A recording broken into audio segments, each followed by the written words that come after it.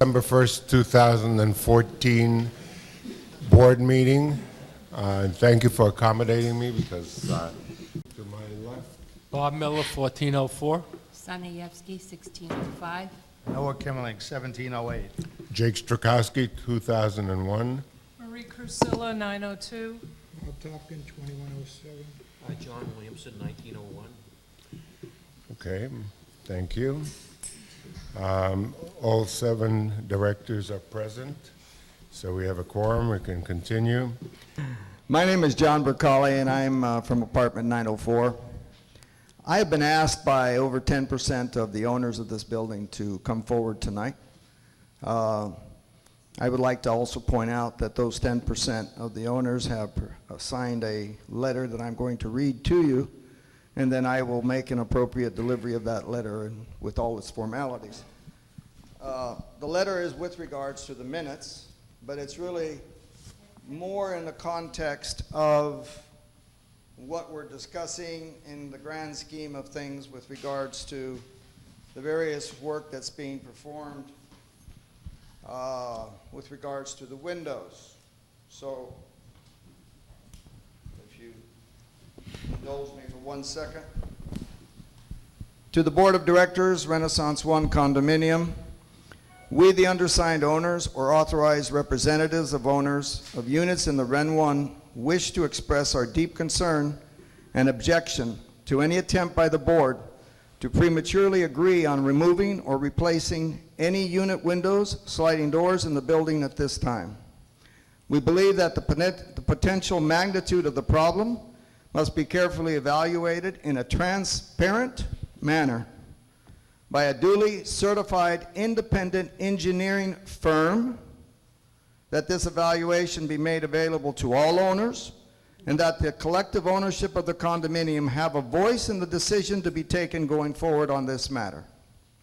We furthermore wish that the board understand that we will not accept further assessments for the windows and doors until we have amply reviewed this matter and have collectively agreed on the approach. With a new board being constituted in the next couple of weeks, it is inappropriate at this time for such a decision of this magnitude to be made now. Please understand, we will hold each and every one of you accountable for your actions. Signed below by the registered owners and our representatives on this date, December 1st, 2014. Actually, this document was signed in about an hour and 15 minutes. Probably if we had had 2 or 3 days, it would have been signed by at least 100 people, because we have had that much response at this point. I think it's important that the board understand the seriousness of the matter, not so much in the context of what is claimed to be fiduciary responsibility, but rather in the context of total and utter disregard of the majority of the owners of this condominium. You are disregarding our interest. You are putting our interest in jeopardy. And this is a serious, serious matter. And the owners of the condominium who have asked me to come forward and speak today want to make it clear, unquestionably clear, that we will not accept it. Thank you. The people in this condominium do not want to accept your unilateral decisions to just continue assessing for fixing these windows. We respectfully ask, and I think I'm speaking for the people in this room, that we wait until after the election of the new board meeting before we assess any more assessments for windows or any type of other repairs. One, the engineer that certified that the project was wonderful and met the code, has a criminal accusation been made against him? Are you talking about Nutting? I guess if McNutting is the one that said it was wonderful. The answer is no criminal accusation, but we have served Nutting put them on notice that we intend to sue. Has anyone approached the state attorney to request that they investigate this case? I don't know. I would like to recommend to the board of directors that they investigate the case, and if the board of directors refuses to go to the state attorney, then I will take it upon myself to go to the state attorney and request that they investigate this. I believe we're dealing with a situation here that's very serious. We have at least, without any question, we have a terrible case of total misrepresentation. Now, some people might argue that's a civil situation, but when it goes to the extreme, when you go beyond just what would be a normal misleading to the extent of gross negligence and things of this nature, you are now getting into the criminal area. And when you go into the criminal area, it's time that we as a condominium say we cannot accept criminal actions, especially creating a consequence that we have to put out a very large amount of money over again. So that would be the first observation. And the second observation is really more in the form of a question. Have you gentlemen, on the presumption that the owners agree with you going ahead, because even though you do have the right to make a decision, again, I hope that you have understood that we have made it clear to you that we will not accept that as is right now. If the directors decide to go ahead, the question is, have you made provisions to have oversight review of any and all work that's being performed? Let me explain. I've built many multi-million-dollar projects in my life. Some of the largest projects in the world. I didn't do it alone, of course. I worked with a lot of people in that, but I've been in those types of projects. So I understand very clearly what quality control is all about. Quality control is a very simple thing. You don't trust the engineer who's been given the responsibility to develop a project. You don't. I want to repeat that and emphasize it. You don't trust the engineer. Why? Because we're seeing the obvious consequences of blind trust. We talked about the responsibility of the board of directors. Yes, they are responsible. If anybody takes time to look at the responsibilities of a board of director and examine carefully what fiduciary responsibility is, yes, you do have a responsibility. Blind trust is a failure of exercising your duties in a correct and proper manner. Understand, blind trust cannot be accepted. We cannot accept a second time around blind trust. So therefore, what I'm suggesting, if this project goes ahead, and at some point, obviously, I'm not suggesting, I want to make clarity here in the context that we're not suggesting that we don't have possibly a problem. Well, you say we do, ma'am. I don't believe you've inspected the damage to the extent that you can say unequivocally that in my professional opinion, we have a problem. So with all due respect to you, I think we can say right now there is a strong presumption, certainly by the board, that we have a problem that has to be addressed. I will accept that the board has taken that position. But the owners that have asked me to speak with you earlier on the points that I raised are concerned about how we've gone about doing what we're doing and how we're going to go about doing it and how are we going to avoid the problems of the past. And basically the most important aspect of that, besides all the other things that we've been talking about looking at the projects and looking how they're being done, is if you ask the question, when all 200 apartments or 199 apartments, when all these windows were putting in, and I don't know how many windows per apartment, and presuming every window was bad, are we to believe that nobody, absolutely nobody, looked at that work as it was being done? Just the engineer? That is a failure of fiduciary responsibility. But that's 7 years ago, which we're not talking about now. We'll get into that later. But right now, let's talk about now. You people, please understand, you can't just ask everybody, put out $2 million, $3 million, $4 million bucks, and then just walk away from the table and say, well, I did my job, so on and so forth, and that's the end of it. We can't do that. There has to be significant oversight in the project. Not only does your engineer have accountability, but you also have to have somebody watching what your engineer is doing. That's not a big deal. It's not a big deal to look at your takeoff If anybody knows anything about engineering, I know a little bit. I don't know a lot, but I know enough to be dangerous. I mean, there's got to be a material takeoff. Did anybody look at the material takeoff? Has anybody looked this time at the material takeoff? I think you have, because you guys are talking about a silly millimeter más or menos. Okay? So yes, you have looked a little bit. But what I'm talking about now is when you go to build a project, you look at that material takeoff, because any job, 50% is labor, 50% is materials. That's what it is. Give or take 5% here or 10% there that may go this way or that way. But the bottom line is generally the way your costs break down, they break down to material and labor. When you have half of your costs in material, somebody's got to look at the takeoff. I can't believe that nobody looked at the takeoff.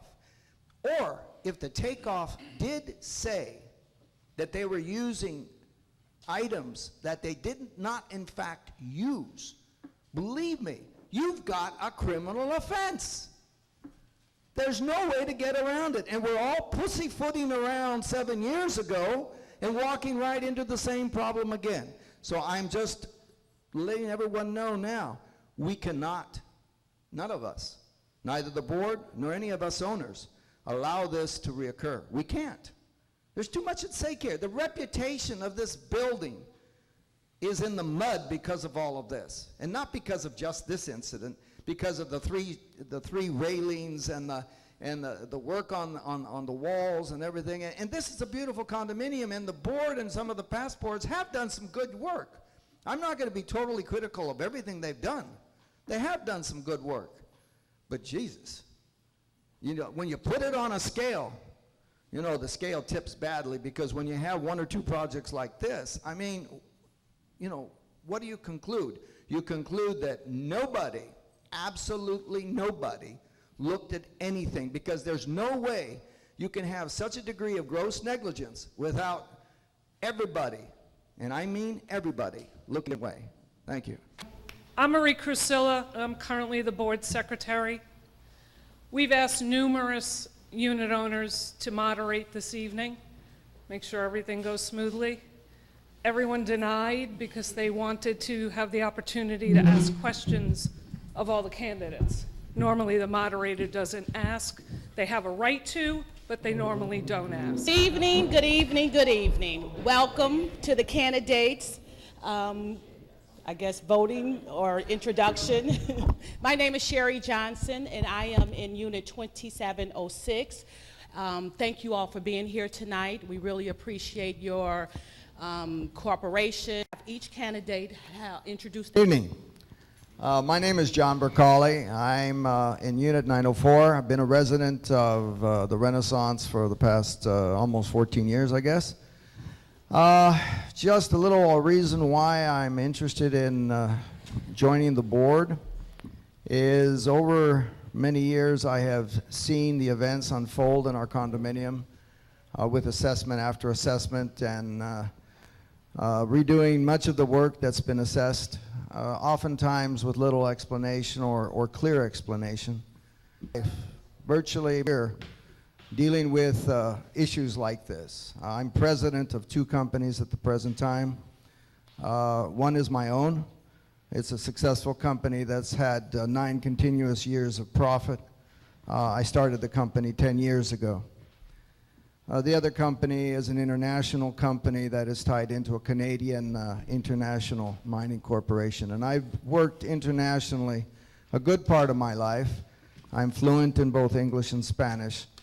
And I have been married for 43 years to a very lovely lady that's sitting in the audience named Maggie, who shares my concerns about the situation in our condominium. And the reason for my joining the board, if I am honored with your election, is simply because I think it's time for change. I think it's time that we begin to look more closely at the way we do things, particularly when it means spending money.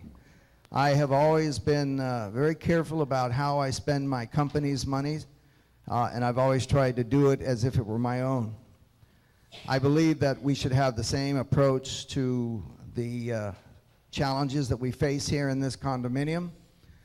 And yes, we do have some challenges we're facing. We're facing an issue with the windows. We're facing an issue with the concrete in different places. We're facing the 40-year renewal. So yes, there are issues we have to address.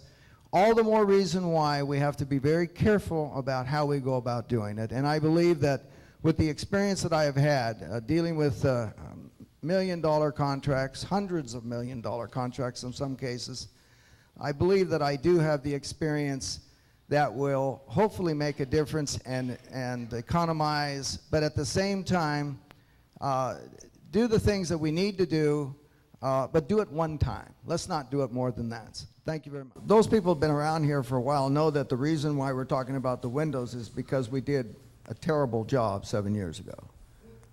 There's no question that what went on 7 years ago, and if anybody cares to really research it and get into it, I don't have to tell them anything, because we're looking at contractors here that were still around then, that were brought into business then.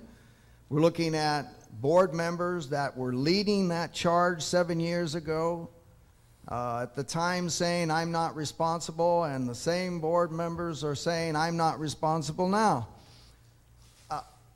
How would I go about doing it? Well, first of all, I hope that the present board waits until the new board is installed. If they wait until the new board installed and the owners favor me and other people who see things the way that we see it, I believe that that will be in the best interest of the owner for the following reasons. I have looked very carefully at the window issue. I have spoken to a number of engineers. I have looked at the information that purportedly was the basis upon which this window project was identified. And unless there is more detail than I have seen, and it's possible that there is, but I doubt it. And the reason why I doubt it, because the information was officially requested of the board. By law, the board has to respond. So if there is more information than what I'm saying, and that information was not provided, then the board, in fact, has committed a serious mistake. So I'm going to assume for the moment that what I have seen is all that exists. I would welcome anyone to look very carefully at the field report of the engineer regarding the work on the 7 units that were identified as faulty and that were repaired. If you look very carefully at the field report, it's totally ambiguous. Totally ambiguous. You can't even determine by looking at the field report whether it's written in a context of what has been repaired or what's going to be repaired.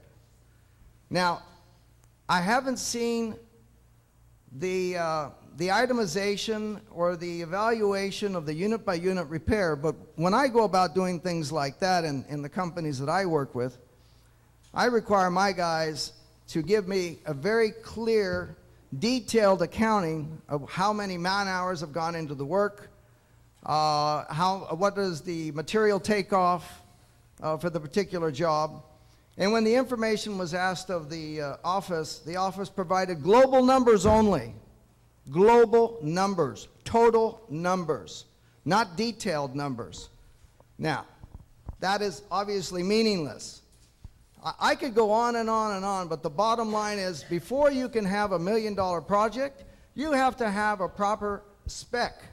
You've got to give the people that are bidding on the project a proper scope of work. If you don't give them a scope of work, it's absurd. So, I mean, I could go on and on and on, but let me just simply say that if the board sees in their wisdom, because they don't have to, they can put this thing out to bid next week. But if the board in their wisdom sees fit to wait until the new board comes in and we have the opportunity to join, what I will do is go back to square one and examine all of the information and to see whether a proper scope of work has been done and whether bids are, first of all, by qualified bidders and Florida bidders, people that have a track record in Florida, that we can go back and look at 10 years of work. Because if it's somebody that just started working a year or 2 years or 3 years ago, I don't think we want them. The question is, What specific skills, expertise, specialization do you bring to the board because of activities or jobs that you've had in your past? I had a lot of luck over my career to be involved in projects that in some cases have been very, very large. One time I was involved in the largest project in the world in Papua New Guinea,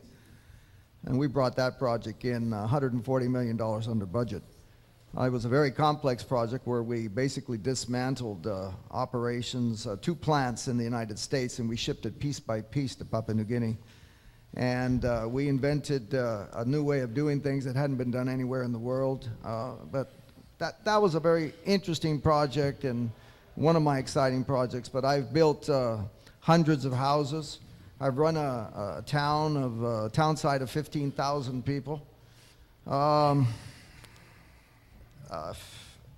My job, basically most of my life, in one form or another, has been managing contracts, whether I managed them directly or I had a team of people managing them. And that included, in some cases, the logistical side of things, where you're getting something from point A to point B, or something like some of the things that we're addressing, like dealing with, construction issues. In my current job that I have, I'm building several modifications to a plant right now. We're constantly hiring contractors.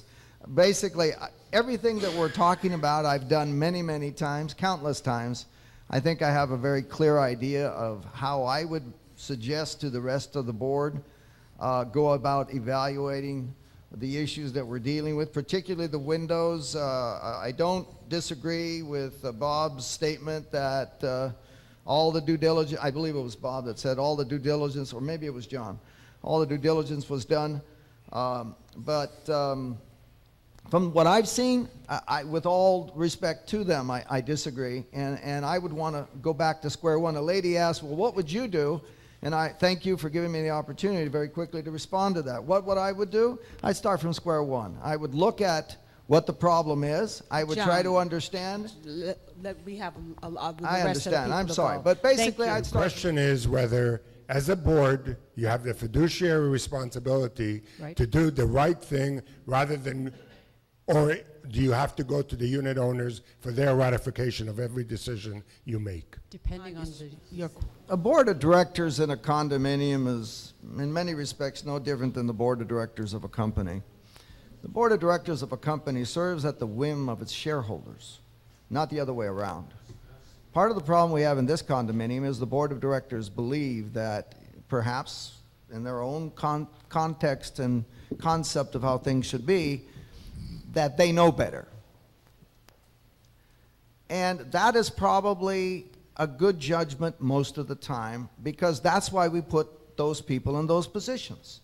We do, and the law says that we give the right of management to the board.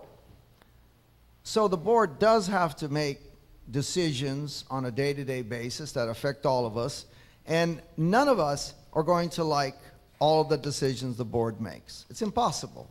Now, on the other hand, what are the things that, and the reason, again, why I'm involved here, and somebody asked the question, but I was never allowed to answer it, is why do I want to run now? Because there's not enough transparency. Because the owners, somewhere in this process, have been forgotten. When we, and it's not just that we have a problem with the windows. I think everybody recognizes we have issues with the windows we have to address. I certainly recognize that.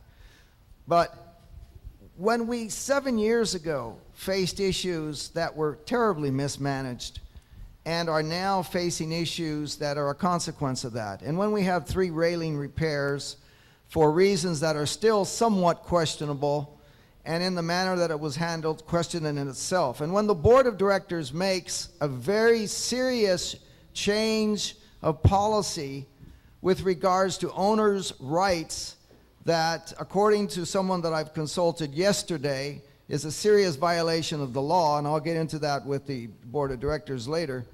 You know, that it's time that we give the owners more participation when that is necessary. The issues need to be put forward to the people in a clear manner so that they can understand the problem. It's not just, we're going to make a decision because we know better and because nobody's qualified out there. All of you are qualified. Most of you people have lived good lives, have built responsible careers, or have supported industrious activities. The people in our building are special people, and they deserve to be recognized as that, and we deserve to give them every benefit of the doubt to participate in a process of decision. Yes, the board has to make a decision. Okay. But I would, before I would make a decision, I would make every effort to consult as many owners as I could. I would call an owners meeting, not a board meeting, an owners meeting. And I would sit down there with the owners and I would say, hey, this is the situation. This is what we're looking at. Let's talk about it. Let's get your input. Let's get your feedback, and then let's get into it. That's the way I would approach it. Hi, Ann Hockman, 1405. I have a question for John. You've said that you admit that there is a problem with the windows. Why are we starting at square one to reevaluate what we spent this last 6 months reevaluating to find the same people who are going to bid on it? Isn't this, we've just wasted 6 months. Isn't it time to look at what you've got and then make a decision on that instead of starting all over again? I would be responsible to the owners if I just simply accepted the conclusion of the members before me that the approach that they have taken is the correct approach. If, based on my preliminary evaluation and my 40-some-odd years of experience, there's a lot that smells. It's not, the work was not done well in the evaluation phase. I would want to go back to square one because I believe what we have to do is, first of all, examine the problem. That means probably we have to look at certain windows and see if, in fact, the problem is as it's been represented to be. Secondly, we would have to look, and in doing that, we would have to have a detailed takeoff of the work that was done. The gentleman spoke about that they're going to have a day-to-day report and everything else. I don't believe that was done on the 7 windows that were worked upon. If that had been done, I believe probably a good scope of work could have been prepared. I have not seen the scope of work that the 8 bidders were given. I would like to see that scope of work and to see what it was based on, because again, looking at the field report, if anybody's seen it, it's just a scribbling of an engineer in the field, and it's ambiguous, and in fact it says that it's not even 100% factual, because it says there's 15% that he couldn't determine.